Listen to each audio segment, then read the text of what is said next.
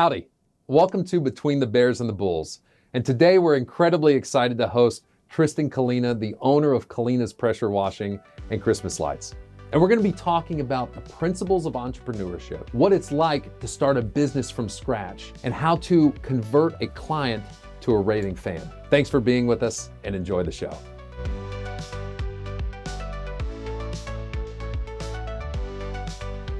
Tristan, welcome to Between the Bears and the Bulls. Thanks for coming on today. Absolutely, man. Yeah. It is a pleasure. Dude, it's really exciting.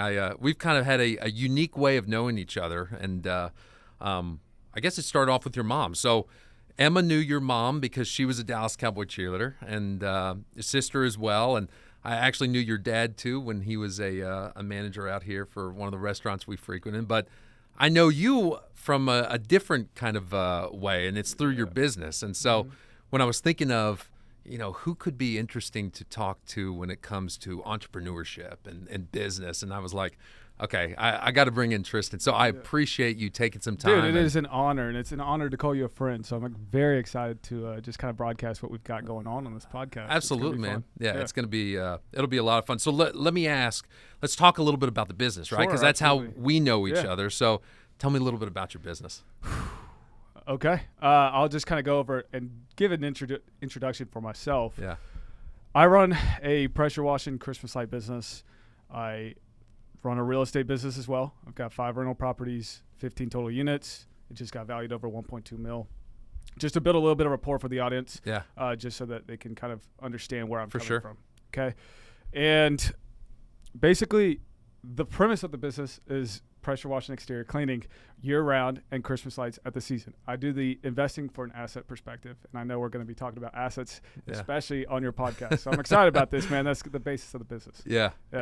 So tell me, because it's interesting, graduate from college, right?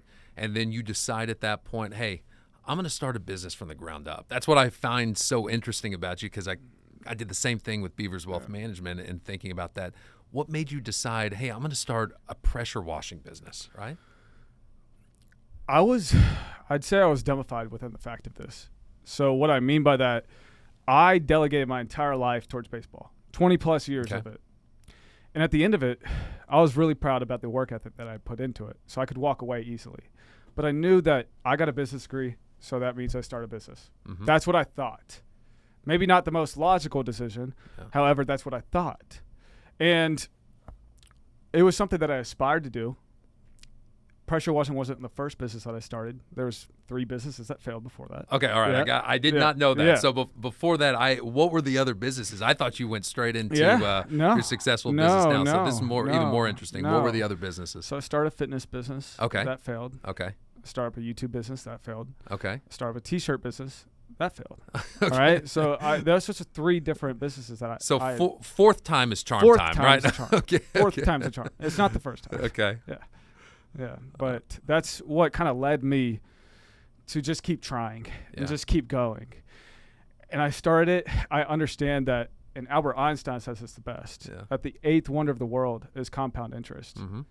Those who understand it earn it. Those who don't lose it. And with business, in my eyes, it's the best return on investment, where you can compound effectively. And even if I make $10,000 the first year, I know that next year it might double, or it might 500x, or it might 1,000x. At a regular job, you might get a 5% increase. Mm-hmm. And so for me, I just wanted my bang for my buck initially. And so I just decided to go the business route. I love it, man. And what made you go the direction of like power washing, right? In Christmas lights. What brought you to that side of things, right? When you're thinking about businesses and what to start, how'd you get there?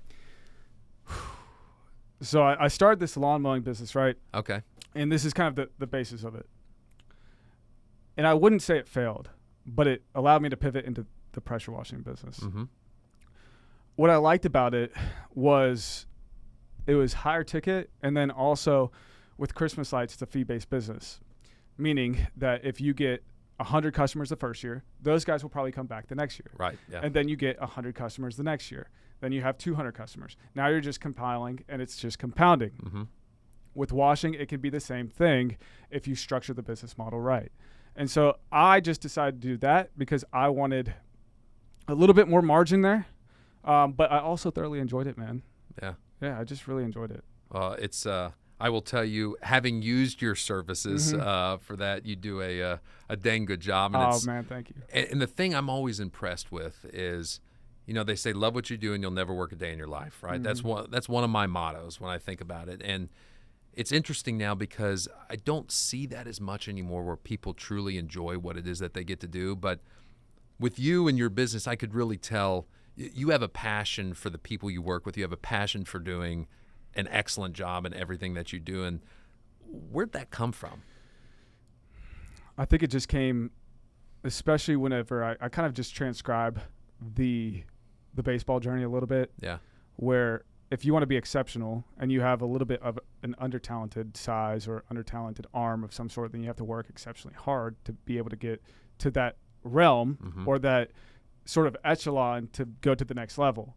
And it takes a surplus of discipline. It takes a surplus of effort, and you just have to be great. Like I just don't see why we would not aspire to be great. And it's just not an option to be mediocre. Like, it's just not in my blood. I just don't. I can't. It irks me to even think about that. So I just try to emulate that type of model or some sort of ethic within that into the business. And I actually think that it's a little bit easier. Yeah. It's you know the Kaizen method. Have you ever heard of that? Okay. Yeah, continuous improvement. Yeah, exactly. And it's just small continuous improvement every single day. Yeah. Compounded over time, like what you're talking about, leads to significant results. And so I love that mindset, because it's the same kind of mindset that we utilize here in our business. It's like, how can I get just a little bit better or do something a little bit more for clients every single day? If you can do that every single day, it compounds into something that's truly remarkable. I think that if you just have an insatiable amount of drive to just improve every day, and that's the metric that you go off of, regardless of the revenue, regardless of the cash flow, regardless of how many customers you have, then I think you win. Yeah, no doubt. I mean, that's powerful. But that doesn't seem to be the mindset that I come across very often, today. And and you could blame it on generations. You could blame it on Gen Z. You could blame it on whatever it could be. Wait, are you? I am Gen Z. Oh, you are Gen Z. I am okay, Gen Z, right? And I'm like pointing the finger back at my own generation.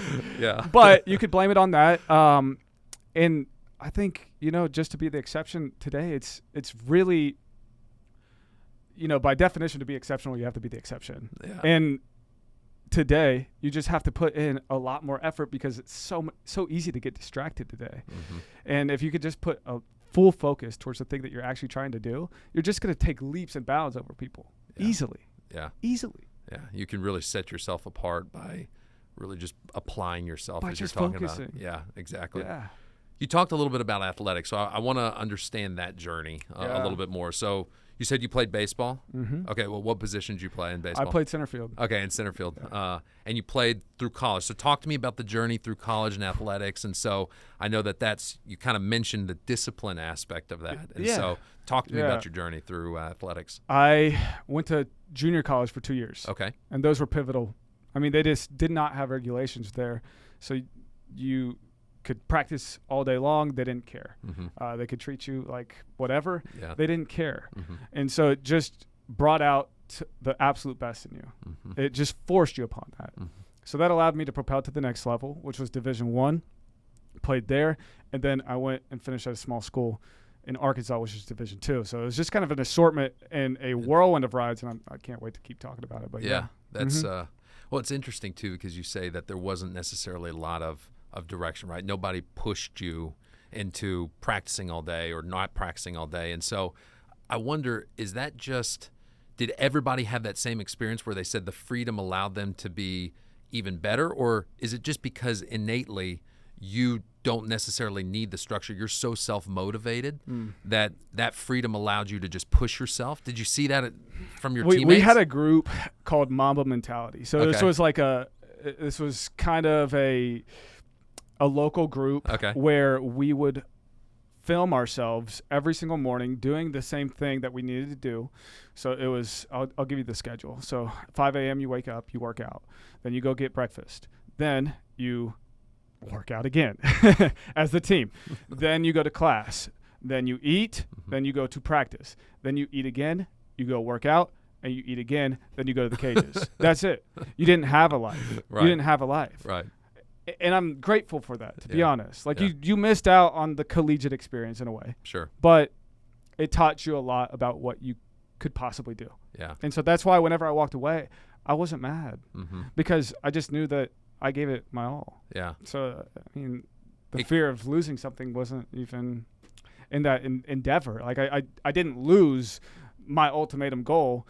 I transcribed it and I basically contorted it into, I put the input in, Mm-hmm. I put the effort in, and that was the win for me. I love that. I love that. So it's discipline that you learn. It's consistency. It's the input. Yeah. It's not the output. Right. That's the real win. Yeah, exactly. And that's the one thing you can control. Everybody can, right? Is the input. Yeah. And I love that you said that because, I mean, I think about that every day. There are so many things that are out of our control, Mm-hmm. right? And people talk about the outcomes that they didn't expect.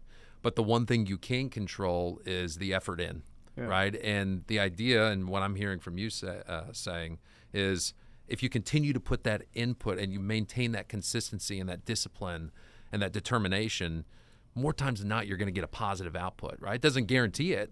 No. But if you have that mindset in everything that you do, that can really be impactful. And you think about it now. I mean, how are some of the things you learned in athletics applying to your business today? Yeah. So going to the input versus output. Yeah. So I'll give you an example here that is really good analogy for business. For example, if I did a drill that I saw that would work, and this comes through trial and error. Like, I'll test different drills that work or maybe don't work. But once I find something that works and sticks, I'm going to do that drill every single day. That's the input that I'm getting. That gives me a higher likelihood chance of actually winning on the field once game time comes. Yeah. That's the output. Those are the results. So I'm going to put the input that I believe is going to give me a better chance of winning onto the field. In business, you try different marketing tactics. You try different sales tactics. You try different things. But once something works, you do more of that. You just go all in. You push that button so heavy. That's the input. You figure out the inputs, and then ultimately you'll get the outputs that you want. But you just have to figure out the inputs before you look at the output. I love it. Tell me, I'm curious because you're obviously running a very successful, business now. What are some of those inputs from a marketing standpoint that actually work? Because I'd love to hear the ones that worked, and then what are the ones that absolutely fell flat on their face? 100%. Yeah. So the ones that fell flat on their face. I'll tell you this. I remember spending, I don't know, a decent chunk on Google Ads. Okay. Those flopped. Flopped. Really? Okay. I had somebody set those up. Flopped. Didn't work. Mm-hmm. Facebook ads didn't work. I was like, okay, how can we make this work? Right? Like, how can we make this work? A lot of it's print marketing. Like, a lot of it's like whether that's a flyer or a door hanger or a sign. But the number one source of it is networking. Yeah. Like, just going out there, meeting people, signing up for events, linking up with them, being able to broadcast big work. Mm-hmm. LinkedIn's a huge one. And Google Organic.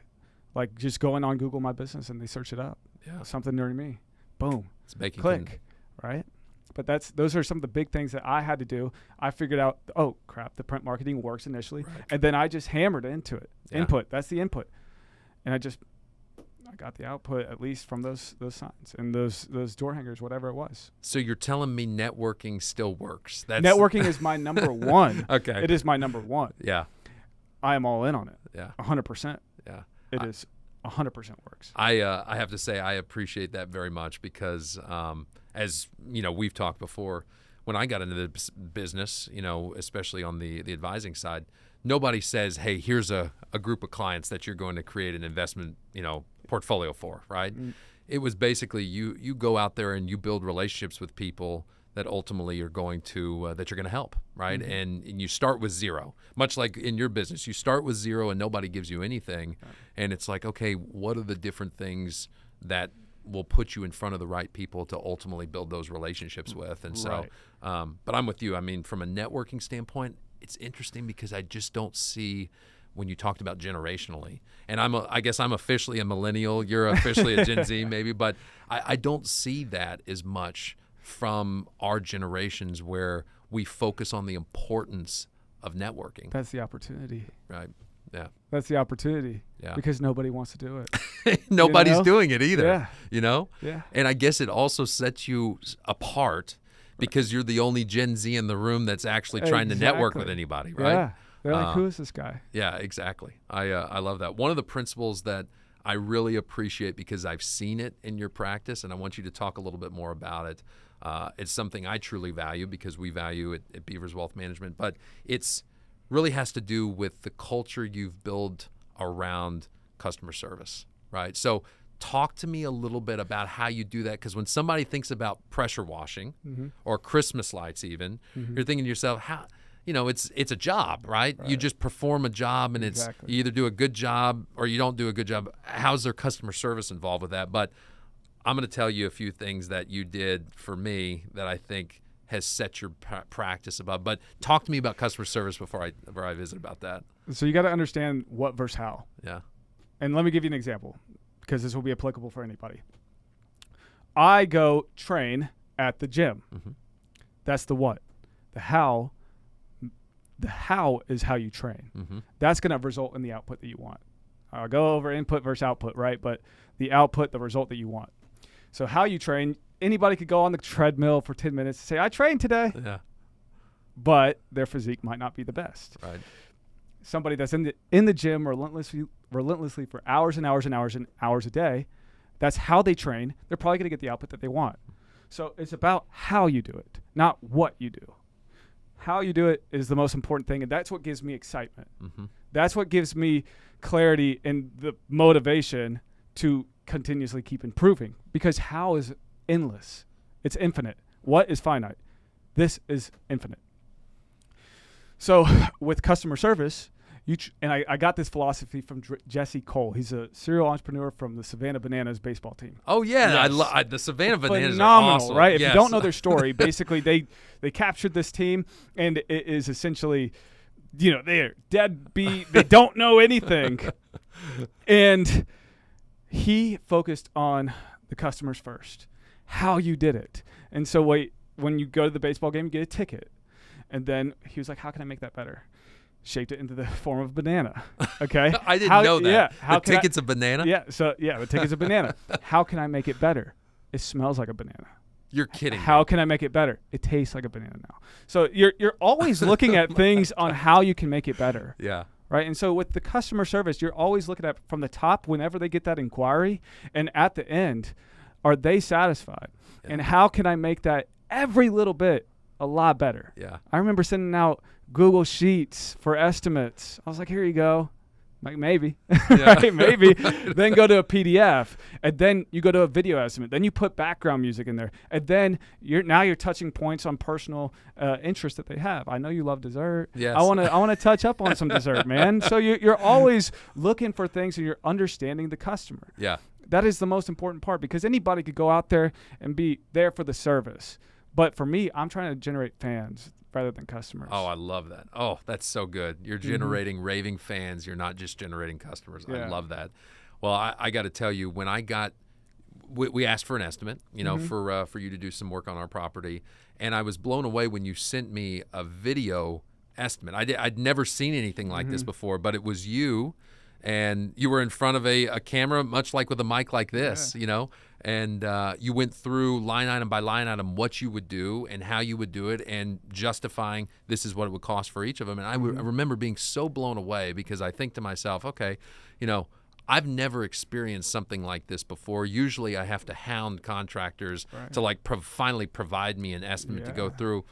But you were so transparent. You did it in an unusual and different way. But I also felt connected to you, because I remember as you were going through this estimate, you go, it's going to look better than it's ever been before. Like, I believed in you as you were going through this. But really, what kind of blew me away is two things that you did, which I want to bring out, because it goes back to this whole mindset of creating a raving fan, because clearly I'm a raving fan. But in Christmas, because you did some pressure washing for us, and then you got into the Christmas light business, which has been an incredibly successful business for you, and we'll talk more about that. But you come to do our Christmas lights, which in July, I get a card in the mail. In July, right? And it's a card from Santa that basically says, we're looking forward to seeing you. And you probably know exactly what it was, but it was a Christmas card in July that says, we're looking forward to seeing you in, at Christmas time, Tristan Kalina and all that. And I'm thinking to myself, man, I'm not even thinking about Christmas lights yet, but you have already made me, I'm committed now, right? I'm committed to you because you remembered me, and now I don't even have to think about it. So that was number one. When you actually came at Christmas, you brought a present. You know that we just had our first baby a couple years ago, right? And Kit. So you bring a bag of elves, and it's made out to Kit, right? And she loves these things now. She got to open a present from Tristan, and now she's obsessed with these little Christmas elves. And it was like that little, and I don't know if that's something that you do for everybody. And I'll tell you right now, it made me feel like I was the only person, which I love because that's the true ultimate, level of, client satisfaction and service. But it went so far above and beyond your call of duty of you putting up Christmas lights, and I'm like, man, this guy gets it, and that was so good. And so I don't know if you do unique things like that for people all the time. 100%. Yeah, 100%. You need to know who you're serving, and understand and actually listen to them.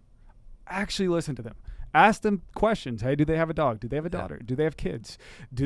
What's their certain type of hobbies? And if you go onto one of my forums, I ask, what's your favorite hobby? Yeah. And so that I can eventually talk about that and potentially give something to them as well. And it just makes that special. It's the little details that matter. Yeah. It's the little things that add up, where it just makes them want to come back and ultimately feel special.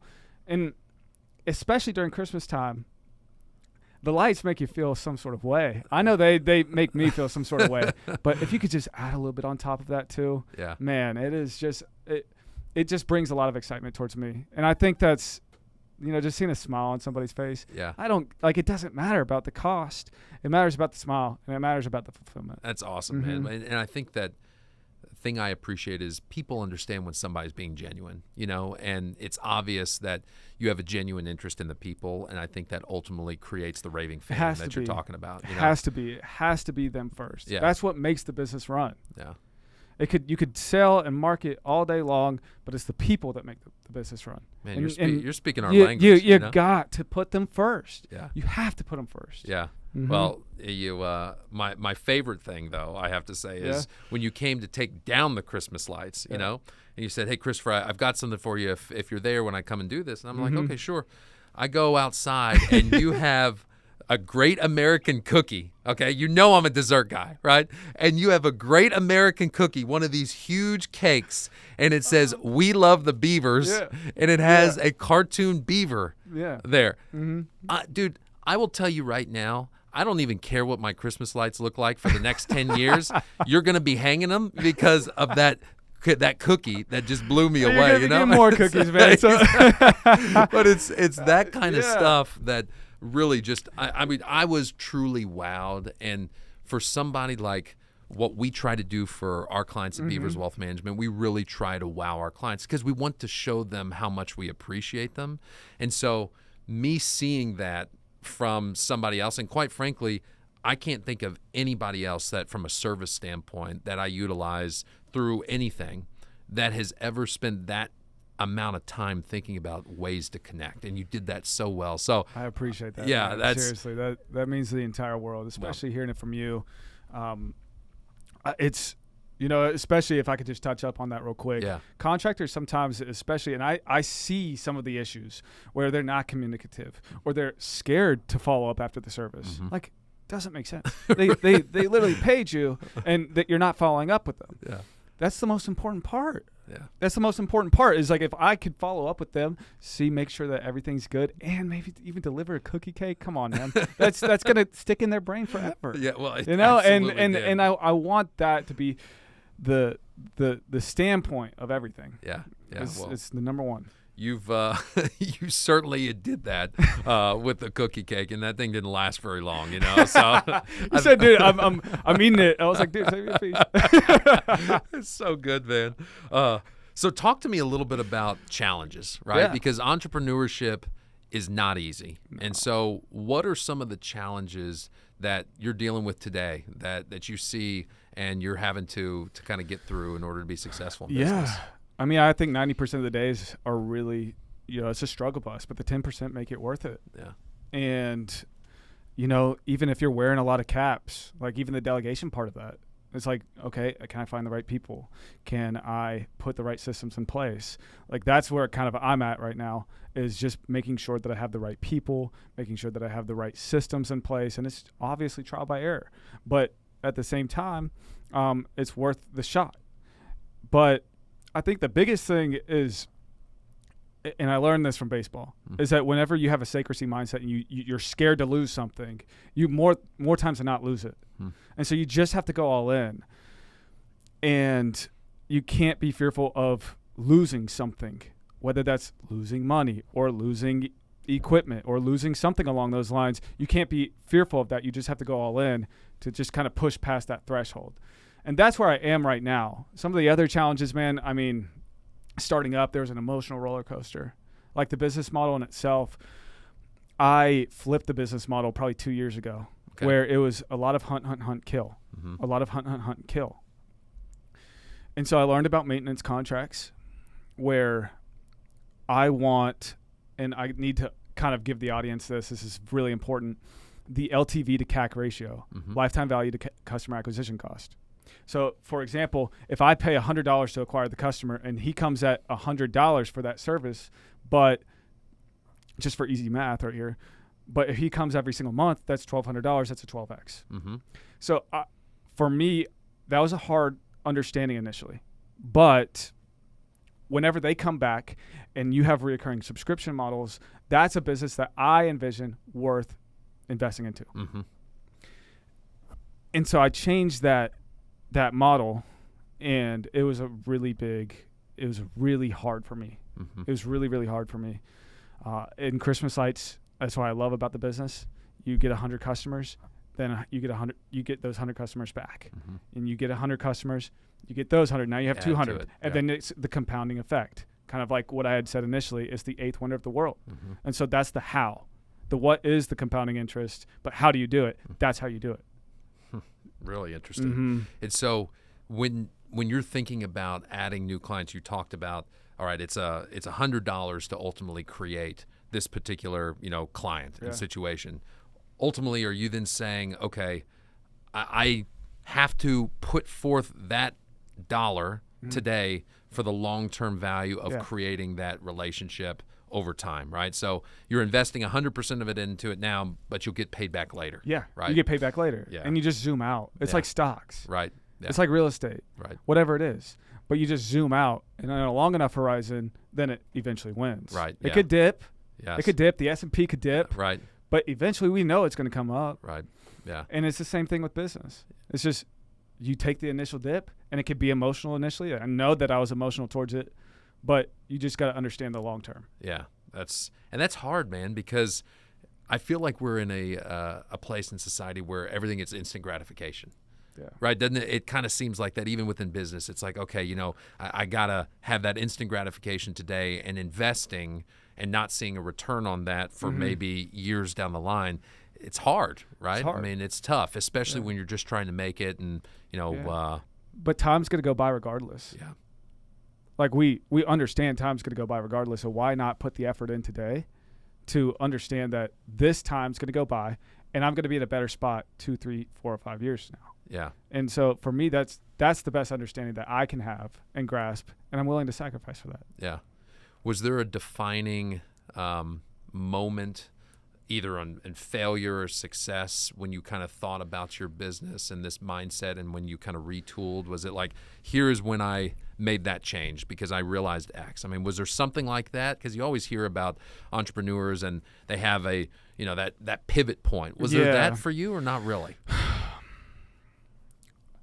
I'll kind of, a pivotal moment for me in business, at least. I remember starting off, and I was doing, just test trial and everything. And I was a jack of all trades. And I couldn't be an expert in all of it. Yeah. So I had to niche down really into a few services and be really, really good at those. And that was the best thing that for me, because I could, A, be the expert in that field and make sure that I charge accordingly for those because I know every ins and outs of it. That was a humongous change. And regarding the maintenance stuff, whenever I first started doing it, I took a tip, but at the same time, I just understood the vision. And I went through a lot of emotional waves with baseball, with the fear of losing it, that scarcity mindset. Like at that Division I, whenever I went over that Division II, I got cut from it. And that was hard because I put that ultimatum of like, I got to get to Division I, then I got to go play pro. And then you get cut and you're like, dang, I don't know what to do. But you spent 20 plus years trying to get it. So for business, if I spend a year and I lose it, it's not even close to what I had experienced. So I'm like, you can't be afraid to lose it. Yeah. Can't be afraid to lose it. Yeah, that's really good. So you actually, your pivotal moment was basically, in your mind, kind of failing at or being told, hey, you're cut. Right. It was that moment of, in your mind at that point, failure that said, okay, well, hey, you know what? We got to figure out. You got to figure out your next move. You're always playing chess, and there's always a next best step on the chessboard. Oh, that's great. There's always a next best step. Yeah. No matter, you could be screwed. Right. But there's always a next best step. Right. Yeah. It's never checkmate. Yeah. There's never checkmate. Okay. Right. But there's always a next best right. move. Right? You could be moving the king. You could have no pawns left, but it's always a next best move. I like that.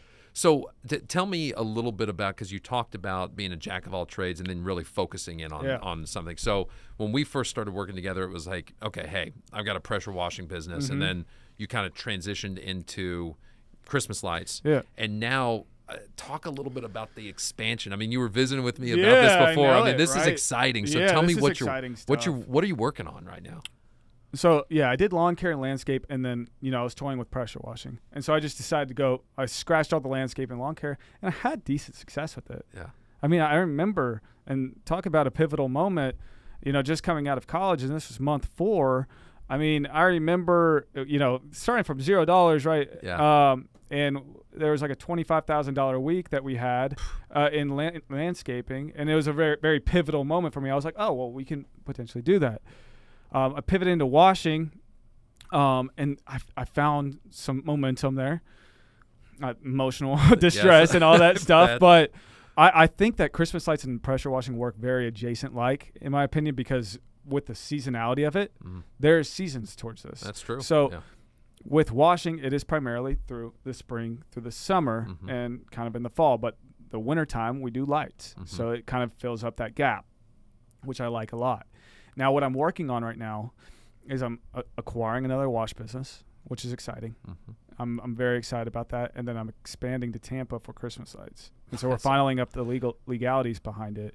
But that's kind of the long-term vision. You're taking entrepreneurship to the next level, man. Now you're in acquisition mode. Yeah, we're kind of trying to acquire as many customers as possible, and we can solicit these.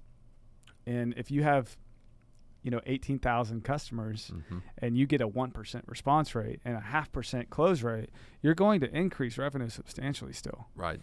And even if with the Christmas lights, I know the compounding interest of that really, really well. Yeah. And I know the systems like the back of my hand. Right. So with Tampa, that shouldn't be an issue. So let me ask you, because I think about it from our practice, right? As we continue to grow and we want to continue to grow with the number of people and the clients that we help and friendships that we've made, how do you keep the same level of customer service when you're thinking about this acquisition side? Because what sets you apart, obviously, is you and that connection, 100%. Right? And so how can you think about, all right, we're going to acquire these businesses in Tampa. You're not going to be in Tampa, right? Yeah. Or you will at some point, maybe a portion of it. Right. But how are you going to get the same level of customer service that you're providing to people in acquisitions? At first, you can't. Yeah. And so this is going to come down to trial, but it's going to be delegation. Yeah. You've got to teach the people to make sure that you treat those guys number one. And do not get me wrong. I'm going to be all in it, right? Don't get me wrong. I will be all in it. But that's going to be the number one thing. That is going to be our thesis. Yeah. We want to revolutionize customer service. Yeah. And I want that to be across everybody's head, across all platforms, whether that's Dallas or Tampa, whatever it is. That is the number one aspect. So there's no smoking at the job sites. Yeah. There's no cussing in front of the customers, anything like that. You want to revolutionize that, and you want to pinpoint their personal interests. Yeah. And we're gonna deliver Christmas cards all day long. All right. And we're gonna deliver that, and we're gonna deliver Christmas gifts all day long. I love it, yeah. man. And we're gonna make it happen. Yeah. Mm-hmm. Yeah, that's awesome. So you're also gonna have Great American Cookies sent to. Yeah. Oh yeah. Every day. Okay. Every day. Yeah. Don't care. I don't care. That's going to happen. So what's the ultimate goal? Right. What's the ultimate vision? Where are you going towards? I know your acquisition. Where are we going? Where are we going? That's a great question. I think that, I look at it from a long-term and a short-term perspective. And with the short-term, I kind of look at it from like 3 to 4 or 5 years, mm-hmm. right? I want to keep growing. I want to keep growing from the short-term perspective, revenue-wise, via customer service-wise, how we do things every single day. Long-term wise, I think that the goal is to get completely automated in a way where it's running for itself. Mm-hmm. And, that's the goal. And obviously I'm going to step in and make sure that the thesis stays the same with revolutionizing customer service. But that's the goal for the long term. And then obviously we have real estate in itself as well too. Yeah. So. All right. So last question, and I think it's always important to understand this from any entrepreneur, anybody who's successful in business like yourself. What's your why? Right? Why do you do what you do every single day? You asked me this 2 months ago. I sat down with my buddy. We were out in Ohio looking at properties, and I was asking him why, right? Why? And so you kind of transcribe it from a young guy's and what's everybody's why, or if it came from some sort of ego, or if it came from some sort of status or something along those lines. But that's not a logical why, right? And so I think the why from a personal perspective, so you got personal and business. Personal, I want to be the best man possible, like for kids, for family, whatever it is. I want to be able to provide for them in the long run and forever, right? I want that to be amazing. Yeah. So I kind of look at it, if I'm going to shake hands with that 37-year-old self, I want him to be like, thank you for starting. That's awesome. And I'm 26 right now, so that's about 11 years. Dude. But I want that to shake hands with him and just be like, thank you, man. Dude, I love it. I have to say I've always respected your hustle. I've always respected your attention to detail, the understanding that the connection with people is really what matters. It's not necessarily the what, it's the why, it's the how. It's, I think that is something that you don't see a lot of. And so that's why, when I thought about this podcast and who would be really, great to have on immediately, Dude, I am so excited that you brought me on here.